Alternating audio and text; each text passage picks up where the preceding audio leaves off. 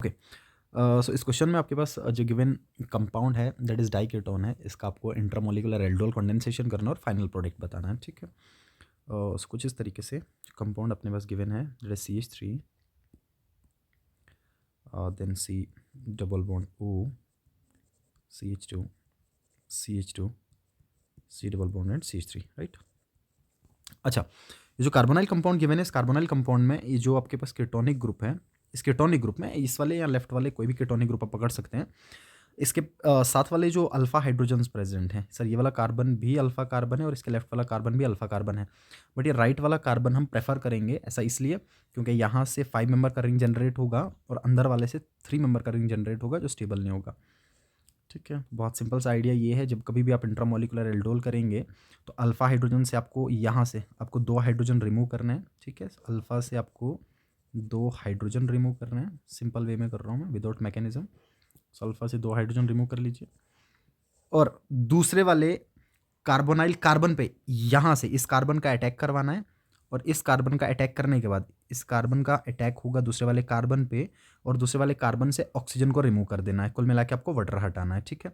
और जब आप इस वाले कार्बन को इस ऑक्सीजन के साथ जोड़ेंगे तो आप दिस इज़ 1 2 3 4 5, आपके पास एक 5 मेंबर का रिंग जनरेट होगा। सो एक 5 मेंबर का रिंग कुछ इस तरीके से, ये एक 5 मेंबर का रिंग जनरेट होगा। अब इस पूरे रिंग में अगर मैं नंबरिंग कर दूं, मान लीजिए मैं लेट्स से दिस इज 2 3 4 और 5, ठीक है। अच्छा, 1 और 5 को आपने आपस में जोड़ दिया, ठीक है। 1 और 5 जुड़ गया और 2 वाले पे आपका C डबल बॉन्ड O देखने को मिल रहा है, ठीक है। सो 2 पे मैं लिख देता हूँ, 2 पे आपका C डबल बॉन्ड O था और कार्बन नंबर 5 पे आपका मिथाइल ग्रुप देखने को मिल रहा है। सो कार्बन नंबर 5 पे मैं CH3 ग्रुप ऐसे लिख देता हूँ, ये मिथाइल ग्रुप प्रेजेंट था और 1 और 5 के बीच में आपने डबल बॉन्ड जनरेट कर लिया। सो 1 और 5 के बीच में आपको डबल बॉन्ड देखने को मिल जाएगा, ये 1 और 5 के बीच में डबल बॉन्ड बन गया। सो कुछ इस तरीके से आपका फाइनल प्रोडक्ट देखने को मिल जाएगा। सो ये आपका फाइनल प्रोडक्ट होगा। So final product will be, इसका अगर आप नॉमेनक्लेचर पढ़ना चाहें, so this will be 3 methyl cyclopent 2 enone, 3 methyl cyclopent 2 enone, right. So this is the correct option, 3 methyl, this is 1 2 3, 3 methyl cyclopent 2 enone, ये आपका correct answer होगा पहले का, ओके। अच्छा, moving to the next question, ठीक है।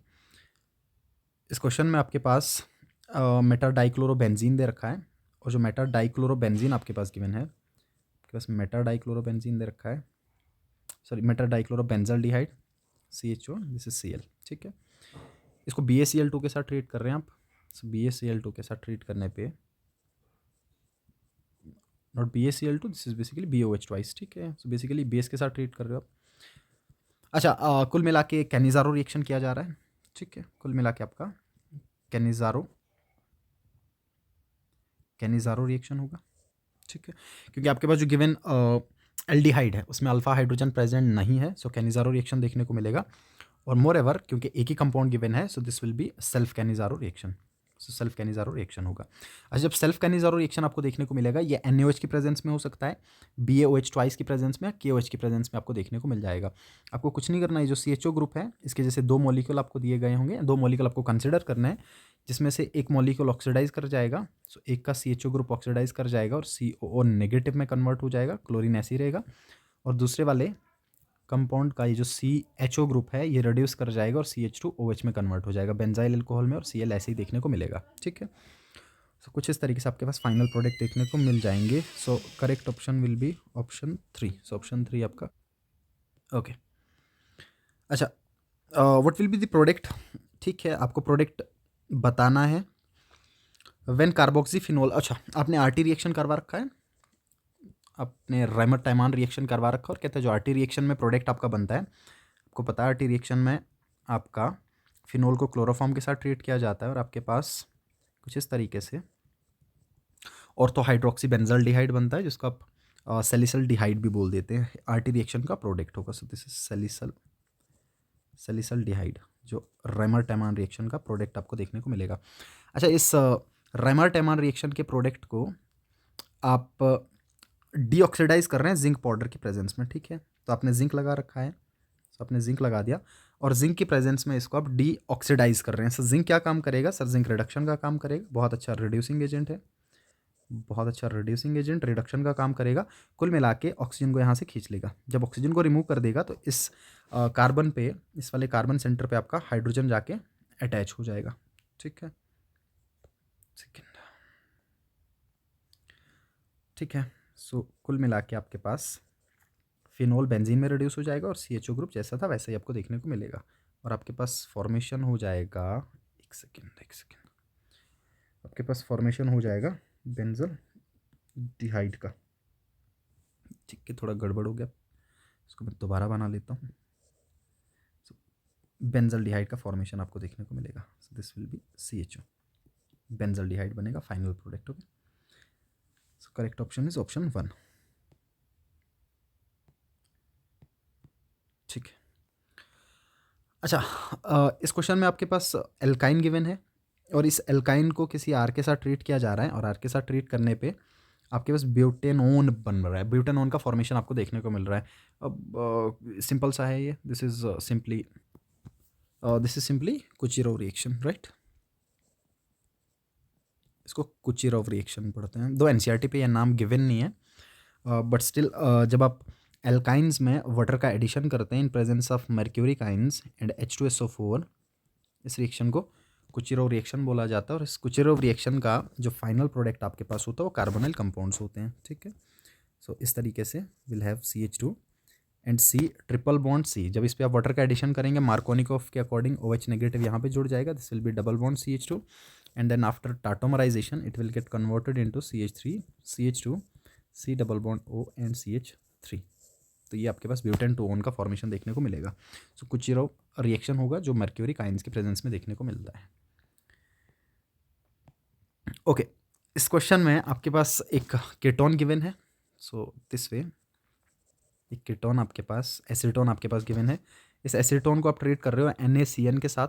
सो इसको NaCN के साथ ट्रीट किया जा रहा है और NaCN के साथ ट्रीट करने पे न्यूक्लियोफिलिक एडिशन होगा। This CN will get added to this portion, carbon center पे अटैक करेगा।